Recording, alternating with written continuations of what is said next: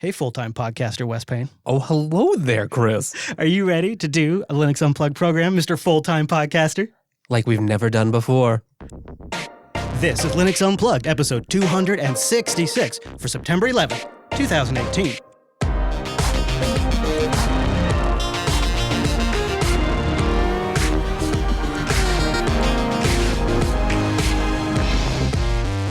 Ooh, welcome to Linux Unplugged, your weekly Linux talk show that's not just covering the news this week, we're making a bit of news. My name is Chris. My name is Wes. And Joe's here too. Yo, Joe! Hello. Hello, guys. First of all, thank you for covering for me last week. Much appreciated. Much appreciated. We're back. I'm back. It's a full team this week because we have a lot to get into. We have some major announcements that I am so excited to share with you. I have been resurrected from the hospital bed and transported into the studio just to make this very announcement. Plus, we'll be getting into some community news later on in the show. So before we go any further, let's bring in that virtual lug. Time-appropriate greetings, Mumble Room. Hey, hey. Hip, hip. Hey. Woo, listen to that. That is a showing. Wow. That is a showing. And it's been a long time since I've been able to say this. Joining us this week on the program is the CEO of Linux Academy, Mr. Anthony James. Hello, Anthony. Hey, how's it going? It's going fantastic, sir. Thank you for being here. We have a big show today, so I'm really glad you could be here. Episode 266. Now, you're down there in the Tejas. I was just down there recently. In fact, if things had gone as originally planned, I would have been probably in the same room with Anthony for this episode right now. That was supposed to be last Tuesday. I was instead getting carved up by doctors, so I didn't have an opportunity. Let me just say we're all glad you are alive and well, and you look great. Thank you. I mean, that's kind of you to say. Well, let's start with the big news before we get into the community news. It's not very often we get to be the news. We usually cover the news. Right. We're not often the news, but this week we are the news. I'm starting off with a big announcement. Jupiter Broadcasting is joining Linux Academy. And let me be clear, this is a great development. We are kumbayaing, as they say. And the biggest change that's happening from all of this has already happened. Behind the scenes, the biggest change is that our shows are going ad-free. No more sponsors on the shows. And that happened September 1st. I don't know if anybody noticed, but it did actually happen. I mean, it was out there, right? Yeah, or yeah. not out there. And we're very excited about that because Linux Academy is going to be our sole sponsor. We are part of Linux Academy now. So we're dropping ads and our shows are going sponsor-free. That's the biggest change you're going to see. But behind the scenes, there has been some big news. Wes, Angela, Joe, and myself have become full-time, well, all of us except for Joe have become full-time employees of Linux Academy. Joe is spending full-time working on JB shows, doing production and editing. And Wes is now on board. He's going to be in charge of our content. And he's obviously been helping me out this last week as I've been out sick. We're going to be developing new processes. And so we have a core team now that's been forming for the last couple of weeks behind the scenes. And it's so exciting for all of us. And Wes and Joe, you guys did above and beyond last week while I was out. And you and Ange all worked together to make sure the shows kept going out. And I don't think we could have done that without this transition. And the timing just happened to work out such that it was in place. So the week that I had to go, you guys were there and in place. You had to scramble, you had to work hard and work lots of extra hours, but it was the beginning of something we could have never have done before. And that was pretty cool.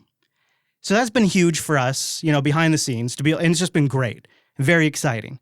And it means that long term, we're going to be able to make big investments in content. Make big plans, do things a little differently. The flexibility we'll have now by being sponsor-free means we can entertain new ideas and new format options that we'd never really considered. And what's great about this is at the core of it, this is Linux Academy looking for their way to give back to the Linux community. And this is and one of many ways they're going to do it. And I could tell you the numbers, maybe I'll get Anthony to share them, but the growth that Linux Academy has seen since 2014, when they became our sponsor back in 2014, has been just explosive.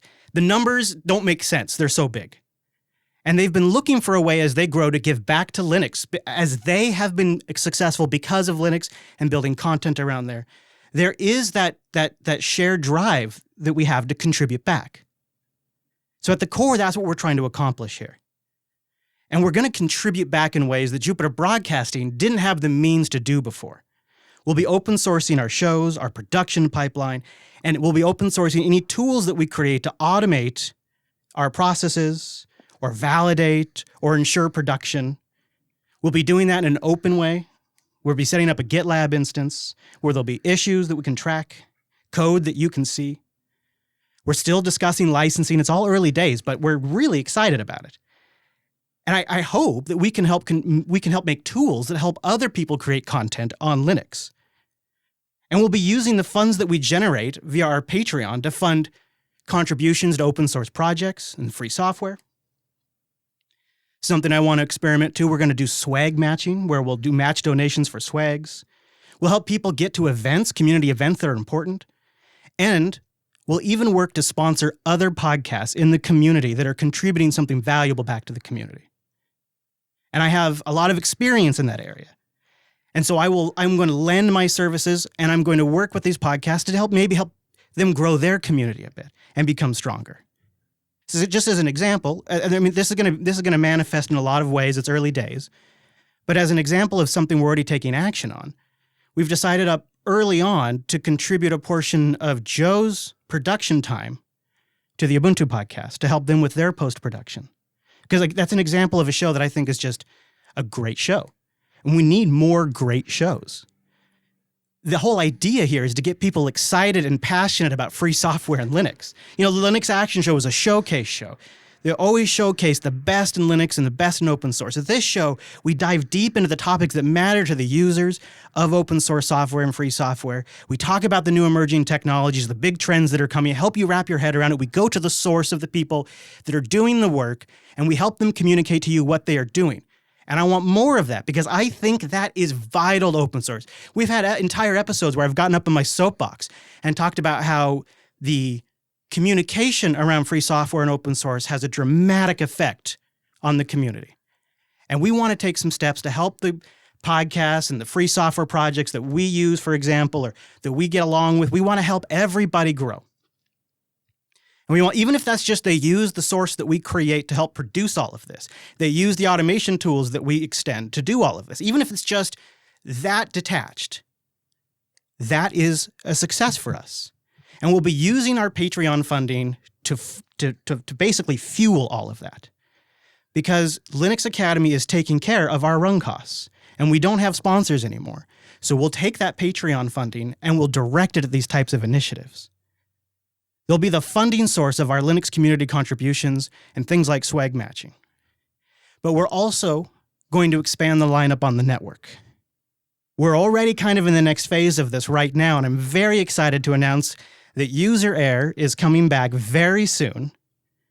We have a new lineup with Joe and Popey and Daniel Foray from Elementary OS, plus a fourth seat that will be frequented by JB regulars, folks from the community, folks from Linux Academy. We'll have a good rotation there with a core set.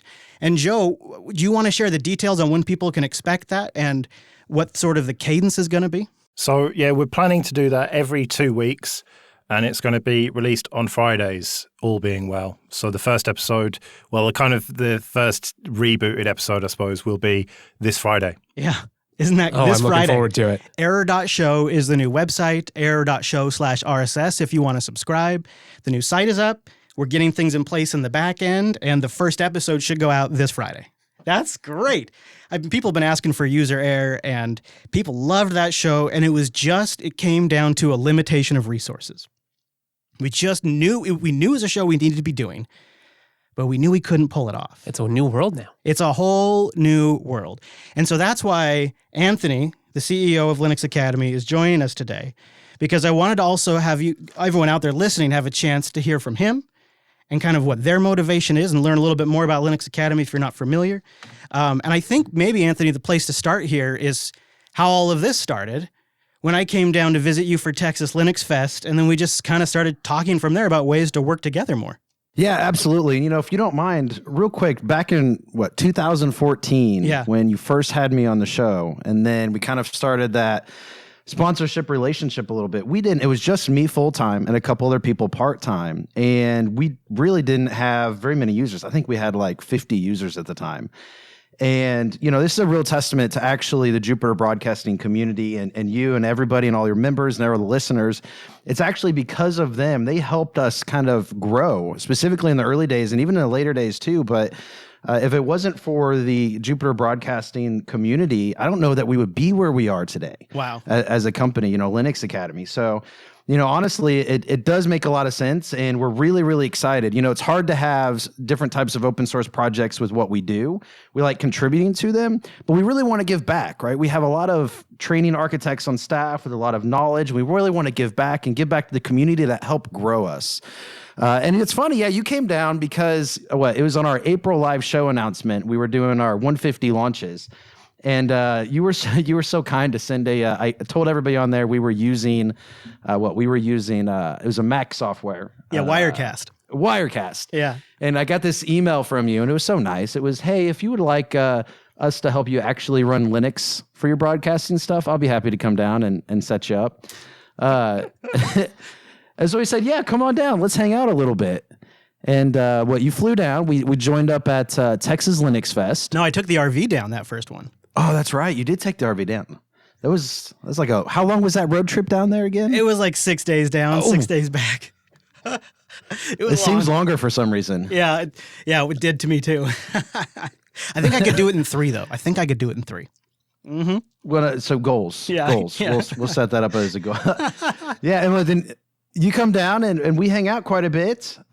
Just had a good relationship. You come back. It felt like we were having a good time, hanging out with community. You come back to the show, help us. You spend a week there, help us get set up with OBS on Linux. Yep. And we so have you on the show, and we do kind of a co-show. And I mean, it's that point in time I knew we were going to be BFFs forever.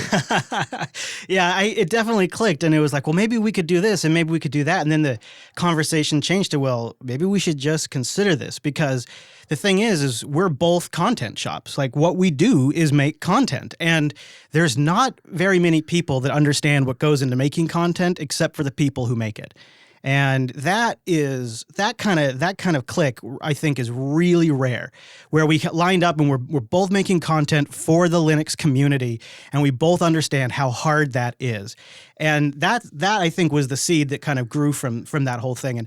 And now it's for me, it's just a tremendous opportunity, because I'm now going to be the VP of community at Linux Academy, which is a fantastic role that gives me quite a bit of leverage to interact with the community and grow the audience and grow Linux Academy's community and one day bring the communities together, even possibly if we can find a great way to do that. There's so many options, and including it means I'll be able to go to more events.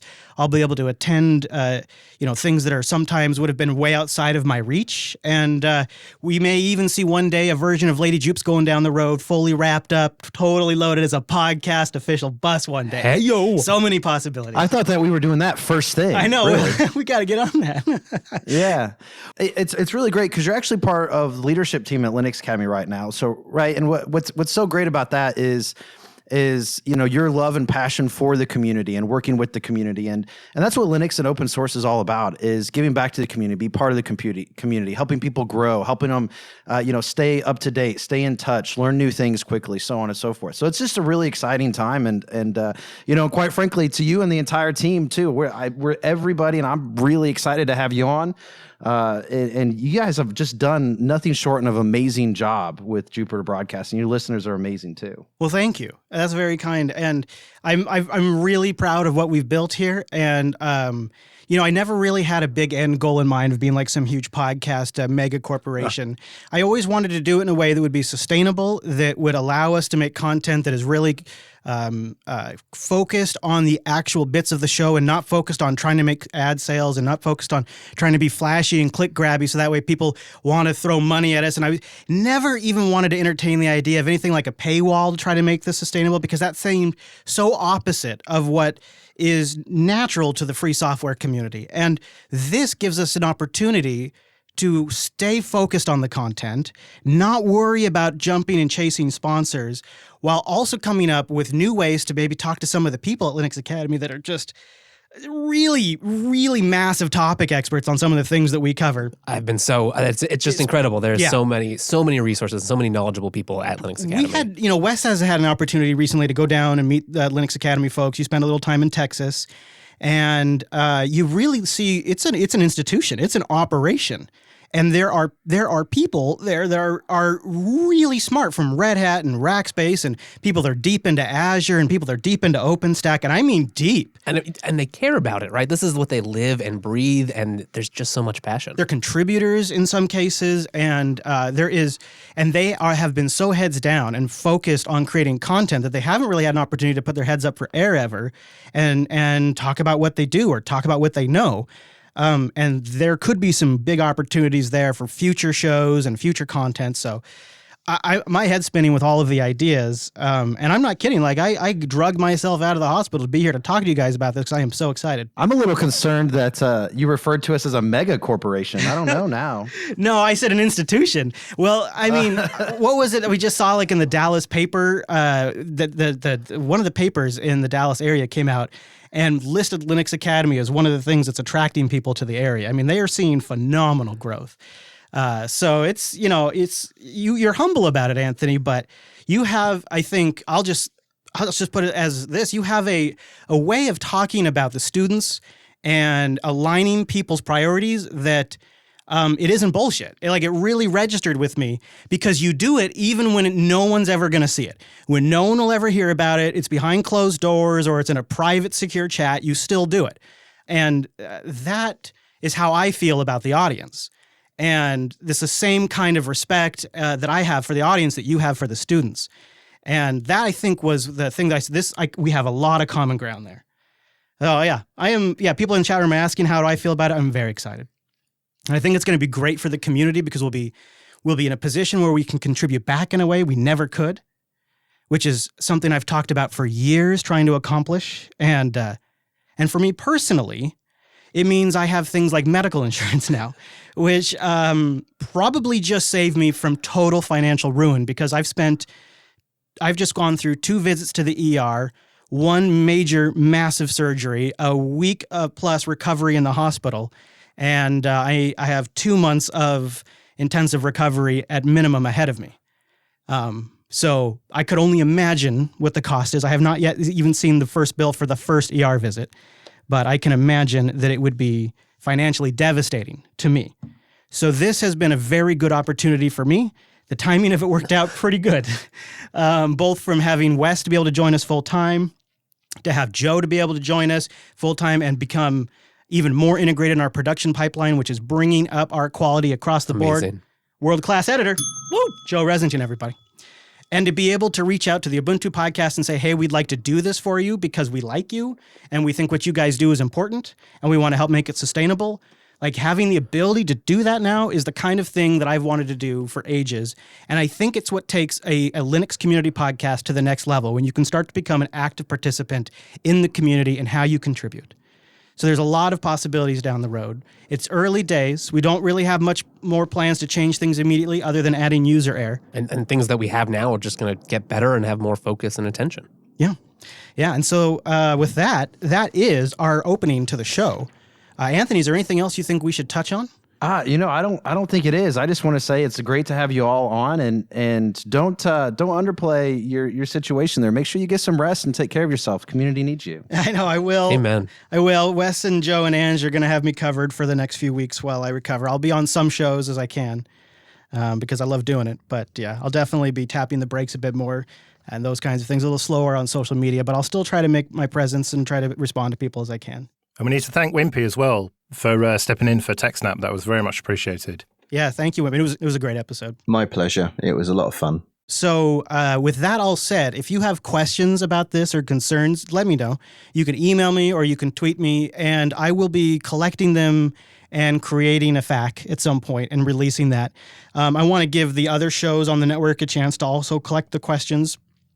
The shows remaining, the BSD Now guys and Ask No, are all staying on the lineup, and we're excited about that too because I think it's going to be better than ever. We'll have more resources than ever, and we don't really have, there's no editorial influence in what we'll be doing there or anything like that. They're still their shows.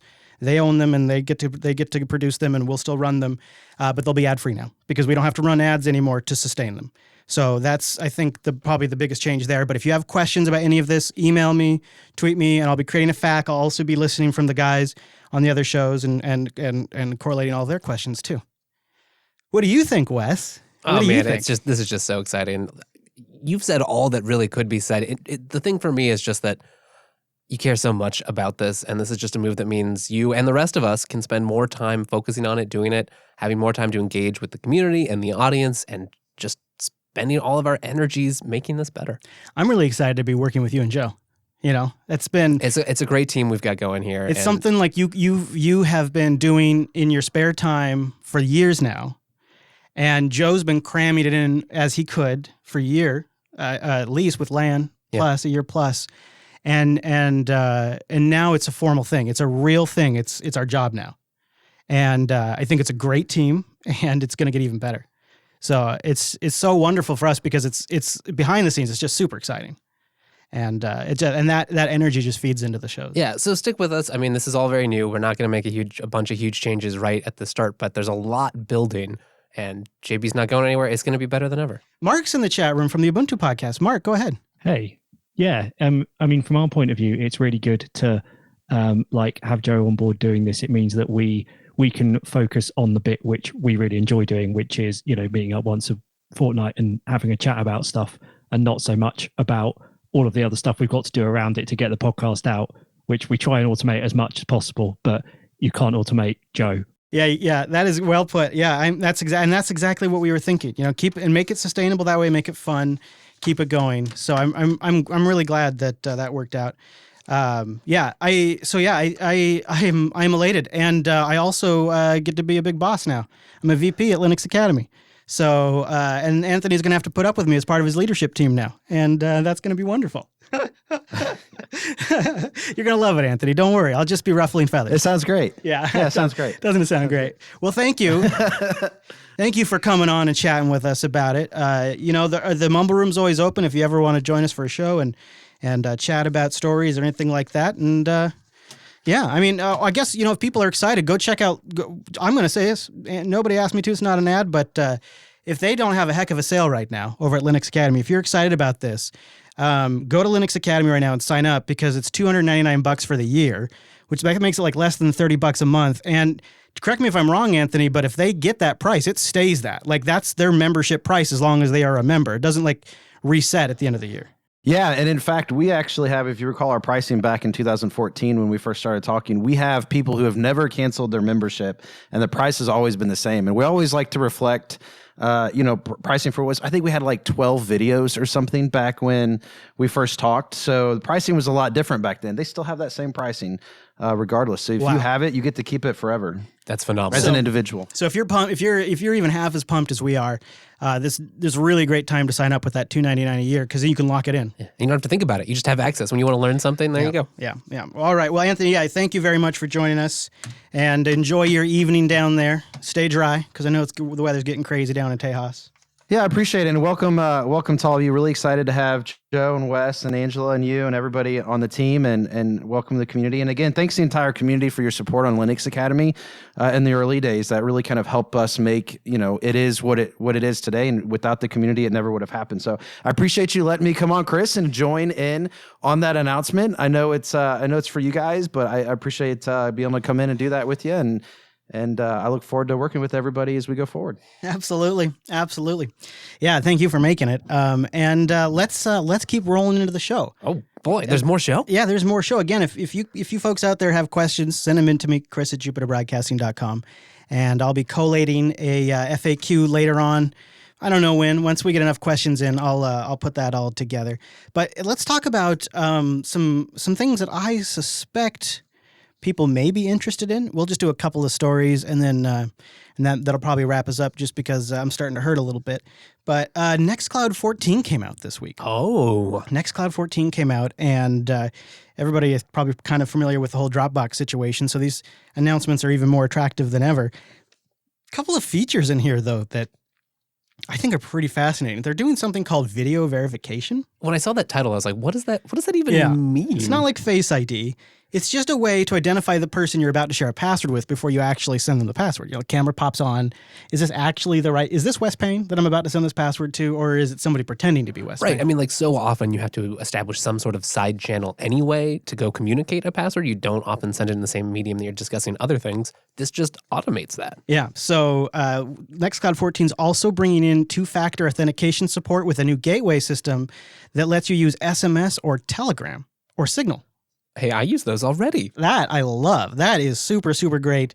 And then last but not least, there's been some improvements for system administrators. It's received a restructuring of app management so you can update apps across multiple categories. And the one feature they added that I think is pretty cool is NextCloud now supports logging to the systemd log. And users are notified of major changes with a pop-up first on login. So like when you upgrade now, you get a pop-up saying, here's what's changed. Oh, hey, that's professional. Yeah. So there you go. That's a little news for you. There you go. Of course, that's not all the news we have. No, we also have some strange developments and also really positive developments over at Solus, a distribution that we used to follow quite closely, but things have quieted down. Yeah, it's been a while since we've talked about it here on Unplugged. Yeah, and Josh over at Solus just recently posted about supercharging some of the infrastructure, and I have noticed a lot of package activity, a lot of development happening over at Solus recently. But when you read through the changes in the infrastructure, it appears that the core team that remains, sans Ike, was unable to maintain that infrastructure fully. And they were unable to get communications with Ike to take control. And it also sort of lined up with, while Ike, I think, was traveling, and they say because of the timing of these upgrades and our lack of access to the solusproject.com domain, Brian and I are going to be shifting Solus services over to a new getsol.us domain. They're hoping it's a temporary measure, but it's unfortunate the timing of this is lined up with Ike's move to England. However, we take full responsibility for not prioritizing for several bus factor issues that would have made this transition smoother. So I'm assuming the transition is that Ike is no longer involved with the Solus project, but was maintaining a lot of that core infrastructure. And there's not really clear communication here if that's the case or not. Right. Obviously, there's problems of some level. They don't have access now. Exactly why and how much communication, that we don't know.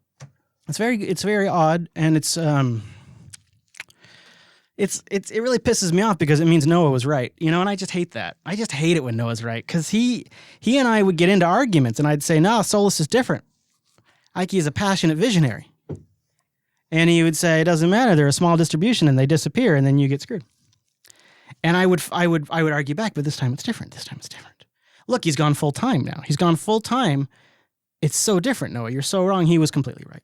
Or, was he? I mean, it's getting supercharged now.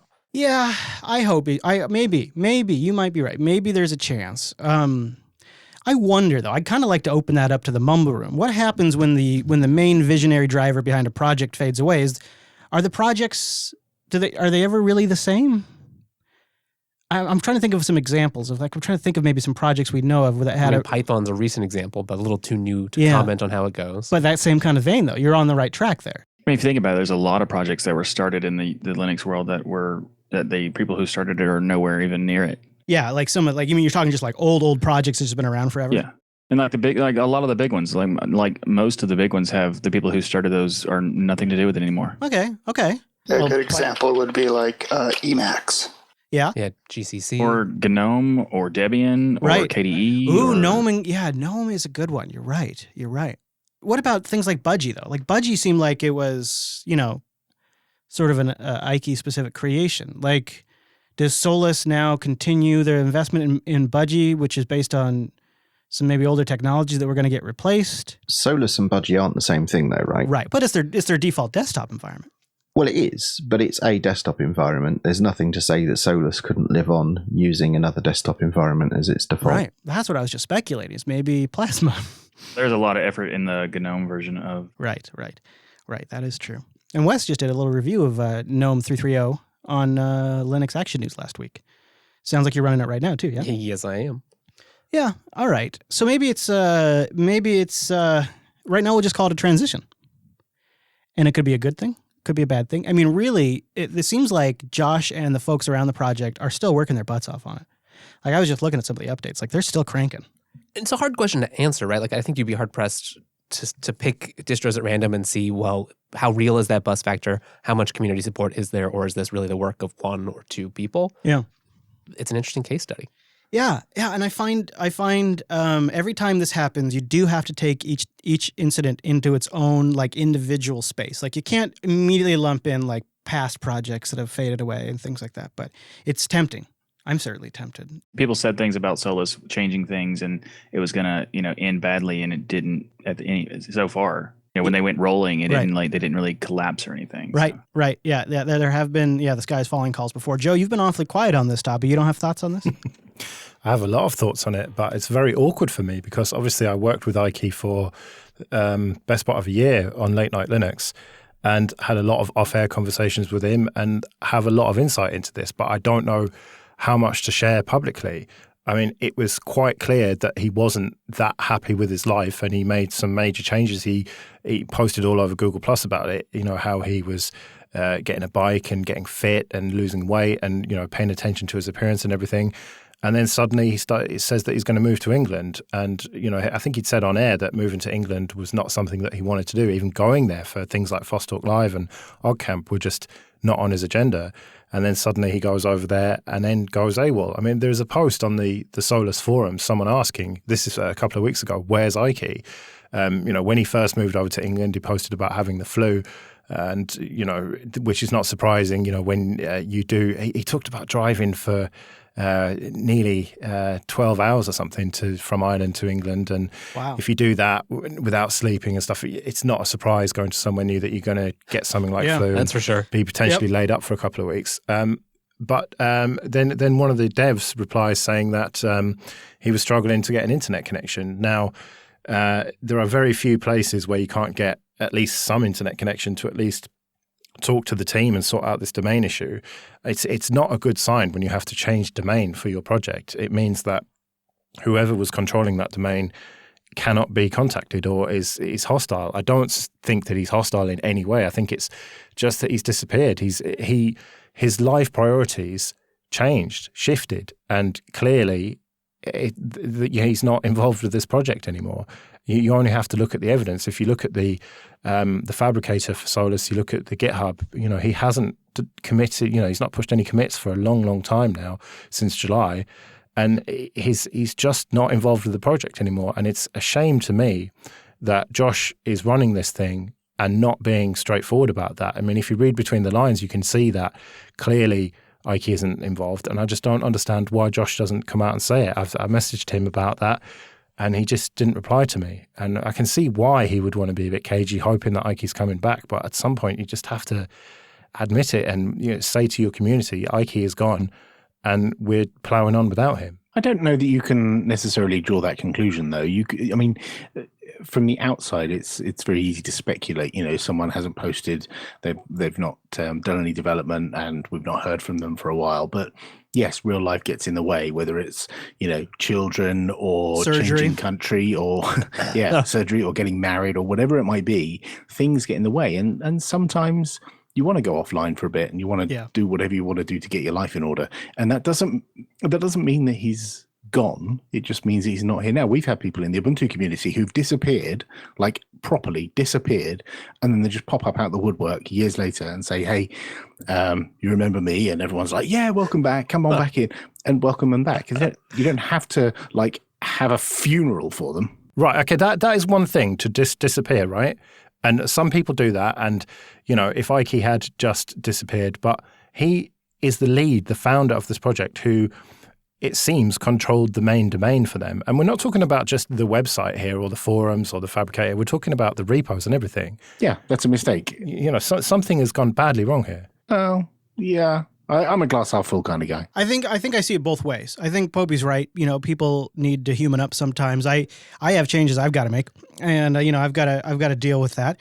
And Ike probably went through something similar. At the same time, when you create something like a semi-popular to popular Linux distribution desktop, there is a responsibility to the end users as well. Like there's a contract essentially there that you're making when you're saying I'm making this product, and it's like Josh writes in the post, like if you don't plan for the buzz factor, then it's your responsibility to take care of it and be at least communicative of like domain passwords and things like that. So I can see both sides of it. I hope that the end result is the Solus project continues and Ike is able to make whatever changes he needs to be happy. That would really be the best case scenario. And I think as someone who's enjoyed Solus, I have nothing but support for the current team. They're all good folks and they all are hard workers. So hopefully it works out. What do you think? There's plenty to be hopeful for here. And you're right, it is complicated, especially in this. This is something we all worry about. Maybe this can be a good example if you're out there and looking to start your own distro or working on your distro. Buzz factor is real, and especially when you're volunteering your time to a project that you just have, just spare time, anything can happen. We've had a great number of examples. Get that taken care of early, at least, if you have trusted people that you can share credentials or set up a system to do that. Do it now. Wimpy and I know you too, Wes, but Wimpy and I have talked about it off air quite a bit, is, we're big fans of automating as much as you can of processes like this. So that way things are more push button, they're not as manual, and you can it's easier to hand off something like automation that. Often forms a sort of documentation as well. I'm always sort of impressed with the things that Wimpy's automated. We've looked at it's Pod Publish, right, Wimpy, that you've tooled away at for a while. Yeah, brilliant little system that maybe we can help with someday. And add things to it, like chapters. That would be good. Yeah, it would. And I really think that's the way to do it. Is try to build a system that you can hand off, and I am learning that very hard this last week. And it's an easy thing to say, right? Of course, because we all know it. We think it in the back of our heads, but you're busy and you're just trying to get the next show done or whatever it is. But it is a serious thing. If you ever wind up in the hospital and you're sitting there responding to work questions in the hospital bed, well, it's not fun. Yeah. So in the case of Pod Publish, my circumstances were fortunately much more luxurious than yours, Chris. I was away working and then away on holiday, which meant that I wasn't involved in the Ubuntu podcast for a month. But because we've created Pod Publish and that tool automates so much, Popey and Mark were able to publish those episodes that I wasn't involved in, because normally I do the publishing bit. But because that tool is there and it automates 99% of what you need to do, it was trivial for them to just keep on running. That's exactly it. So that's really all I had planned for us today. I wanted to have those conversations, and I wanted to share our big news. I guess, too, we could take a moment if anyone in the Mumble Room has questions or thoughts about the announcement of JB and Linux Academy joining up. But also the audience is welcome to submit them via email. Yeah, reach out to the hosts that you are curious about, or just the network in general. Yeah. And I guess I'd leave, too, with just maybe expect to see a little less of me for a while. I'll still be around, but I won't be working as much because I'm going to have to take days off and whatnot for recovery. Quiet force in the background, keeping things going. I only really got my voice back a couple of days ago because they put a tube down my throat to breathe me, and so I'm still it's a little scratchy right now even. So that probably means as the voice runs out, it's time to wrap it up. I know these episodes have been short recently, and I do apologize for that because I don't intend them to be less than an hour, but it is what we've been working with, because it turns out I had been broadcasting for a few weeks in a pretty bad situation. I didn't realize how bad my situation was. And so I was just pushing through it, thinking it'd get better, and it didn't. And so there you have it. So they have been a little shorter. I apologize, but we've packed so much into this episode, and we have so much in the works and so much planned that, trust us, that's just the beginning, really. And with all of that, I'll add, go get more of Mark and Wimpy and Popey over at the Ubuntu Podcast, ubuntupodcast.org.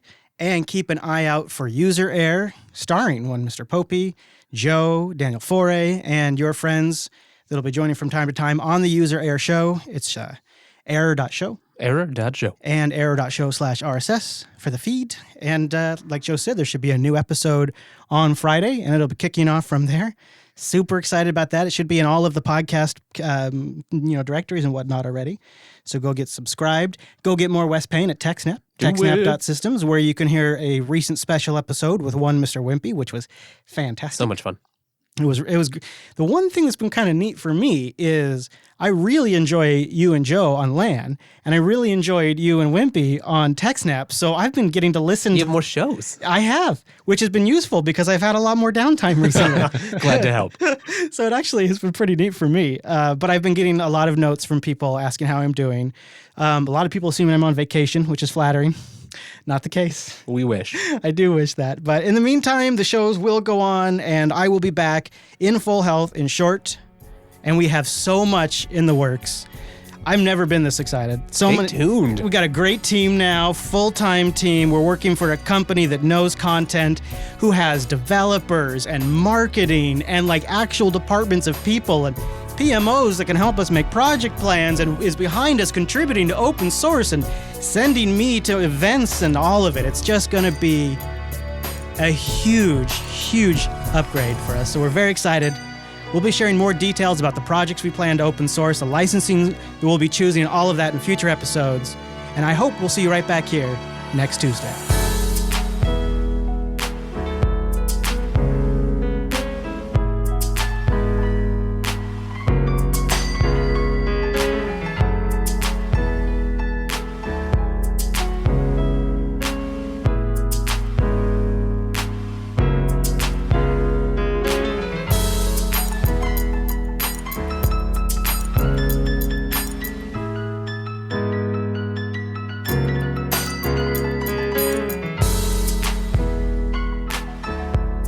Chris, I think you should go for a sit down, and Eric, the IT guy, should tell us all about the Libre Application Summit. Oh, you're right. Oh, thank you for reminding me. Oh, I got so distracted by all the news. Eric, why don't we spend a little of the post show talking about the Libre Application Summit? And I will. I'll sit down and you can have the floor. What do you say? All right, sounds good. I did unpack my entire Jeep just for you, Chris. So, well, you know what? It's the good thing is the post show people will be listening to because it's a short show, so it's basically in the show. How was it? How was the whole thing? I had an absolute blast. I mean, there was about 60 unique people there. We averaged about 40 a day. The talks just got better and better every day. I think in the long run, going to that conference is going to cost me a ton of money. I got to tour System 76. I got to sit and talk with pretty much their entire staff, and I really love Craig and his vision for 76, and then also attended a talk from Purism about the Librem. Kind of the short version of that was that I feel like a phone, whether it was built for privacy or just built to run Linux, is something that our community needs. At this point, I'm probably going to pre-order it just because I feel like that's something that needs to happen. It doesn't matter how hard or how long it takes to get there. I feel like that's just something we need. But as you hear a lot from people that go to conferences, the best part was literally the hallway track. It was we had really long breaks, and people would pull out their laptops, and there's folks from Red Hat, namely the Flatpak project. And just about every talk there was questions from the Flatpak guys about how they're developing applications and whether or not they could put that into a Flatpak. I mean, the only thing they didn't try to put into a Flatpak was lunch. It was a great conference. One of the best things I think to come out of this particular conference was that KDE sent a few people. So it wasn't as GNOME-centric as the first iteration of the conference. And I think for next year, there's going to be some rebranding and some sharing of resources and personnel, so that next year it's going to be more community-centric as opposed to GNOME-centric. So I know KDE's part of the reorganization plan for next year. They added a couple of people to the group. Elementary, Daniel and Cassidy were both there. They are some amazing guys.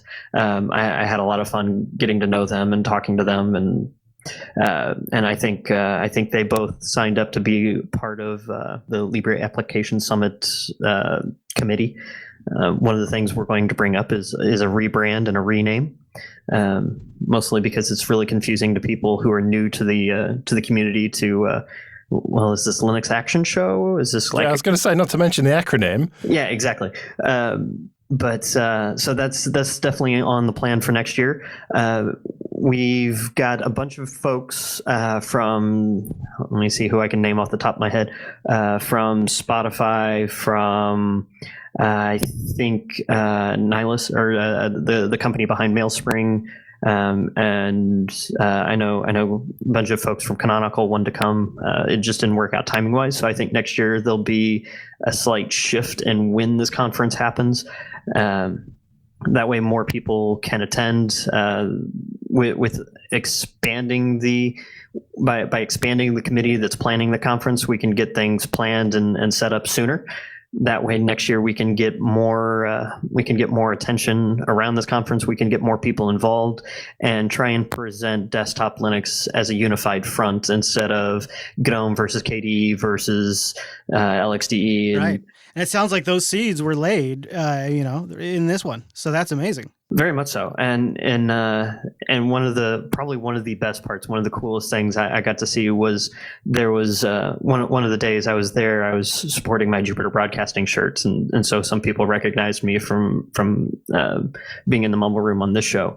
But that's kind of a selfish take on that. But the best part was some of them were from the local colleges. They heard about the Libre Application Summit from the show.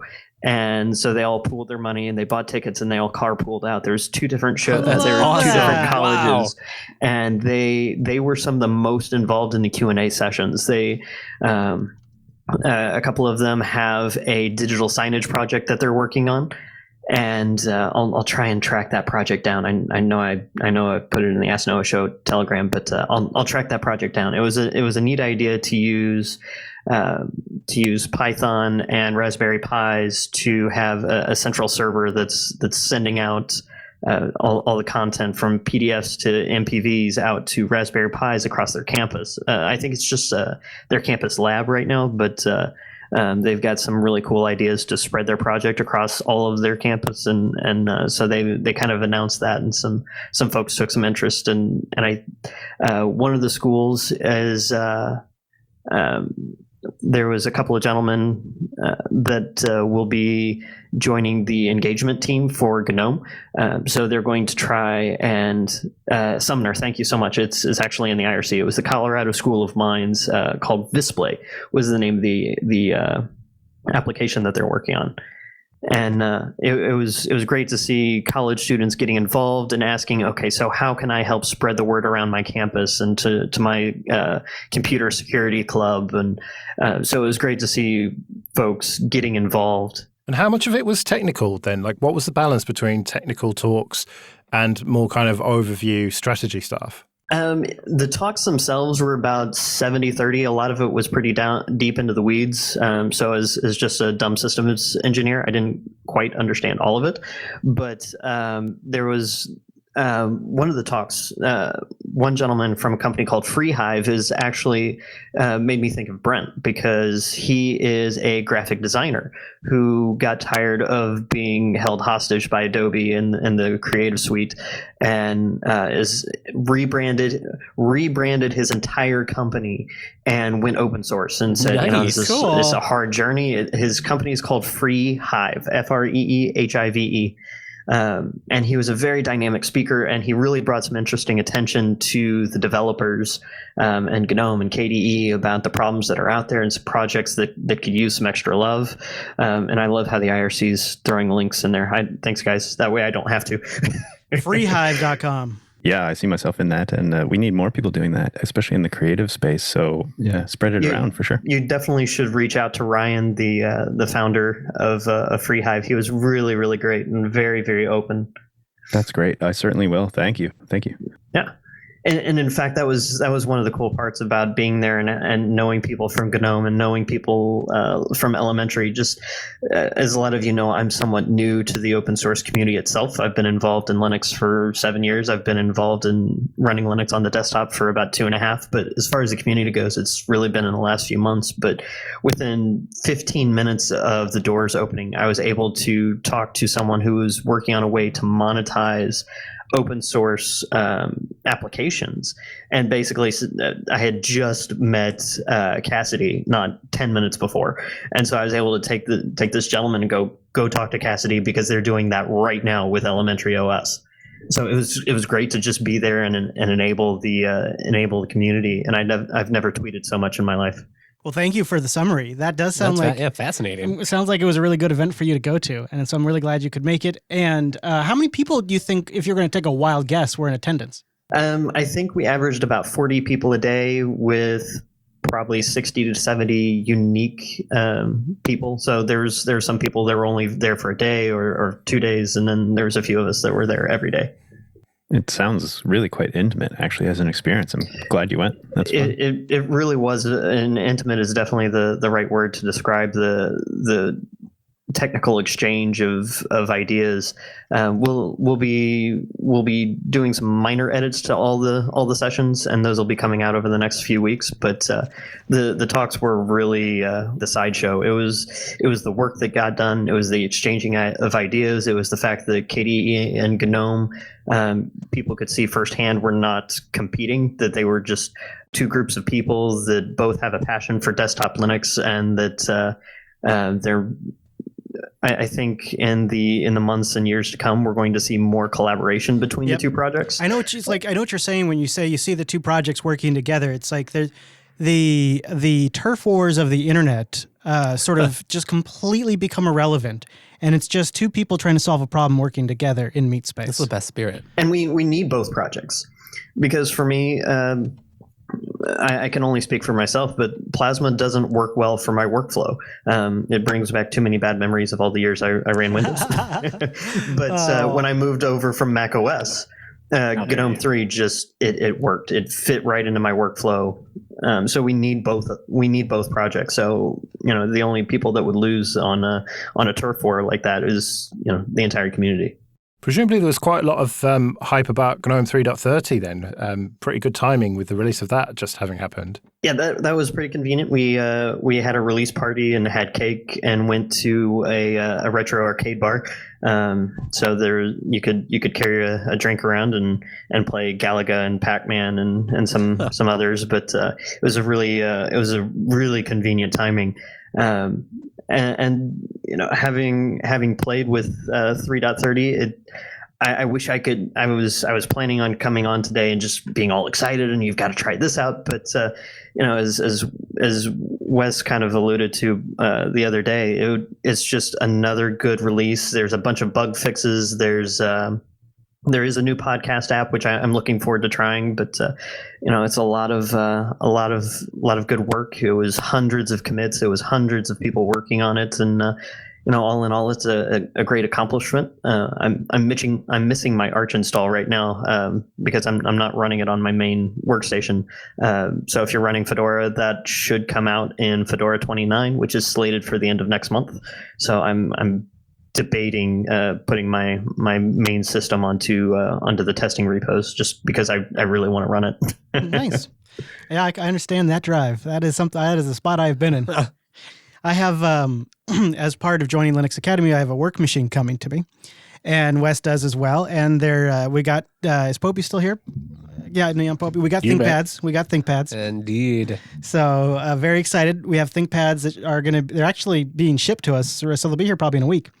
And I think I'm going to put Neon on it. Oh, Neon. Okay, yeah. That makes sense. I should do Kubuntu because we're doing Kubuntu on all of the production systems, but I'd love an 1804 base, and I'd love the fresh Plasma. And so I was, Ron, I was kind of going to ask you, like, is there an ISO? Can I just go right to the 1804 version of Neon when that machine arrives? Like, all my Neon boxes are still 1604 based. The Neon 1804 is a preview version, so it's still it's in beta now. Yeah. So it's close to being released, but there's still at least a couple weeks or so. Do you think it's safe? I mean, you think it's? I mean, I feel like it's probably got to be getting there, right? Well, the problem is that there's going to be bugs until they finish the migration between 1604 and 1804, so they don't really know. It depends on what you're doing it for. Just really want fresh Plasma. If it's not for the potential of, catastrophic if you lose some stuff, then I would, it's fine. Yeah, I don't think it'd be catastrophic. Yeah, if you're not storing everything, because if you're doing stuff on the production machines or on the stable release of Kubuntu, you should be fine. If you don't store a bunch of stuff on there, I don't think it would break things. But there's some times where I had KWin crash a few times, and there's a couple times where I had KWin just pretty much just obliterate itself and not think it existed, so that the system wouldn't even boot. Like I could get in TTY, but that was about it. We had that same problem in the studio happen once.